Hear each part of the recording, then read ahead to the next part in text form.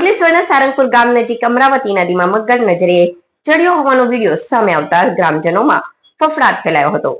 નર્મદા નદીમાં વિલીન થતી અમરાવતી નદીમાં નર્મદા નદીમાંથી મગર પ્રવેશ્યો હોવાની શંકા સામે આવી રહી છે. નદીથી 8 થી 10 કિલોમીટર દૂર ખોરાકની શોધમાં મગર પહોંચી જતા સારંગપુર ઉછાલીમાં ગ્રામજનો ચિંતા વધી હતી. વન વિભાગને જાણ થતા પાંજરા મૂકવાની કવાયત શરૂ કરાઈ હતી. અમરાવતી નદીમાં મગર દેખાતા ગ્રામજનોમાં ભયનો માહોલ ફેલાયો છે. સ્થાનિકોએ મગરના વિડીયો મોબાઈલ કેમેરામાં કેદ કર્યા હતા, જે હાલ વાયરલ થઈ રહ્યા છે.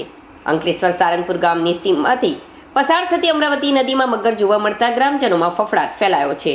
સારંગપુર પંથક દીપડા બાદ મગર આવી ચડતા ગ્રામજનો હિંસક પ્રાણીના આગમનથી ફફડાટ અનુભવી રહ્યા છે. અંકલેશ્વર પંથકમાં દીપડા અને મગરોનું અભયારણ્ય હોય એમ નદી નાળા અને તળાવમાં મગરો જોવા મળે છે.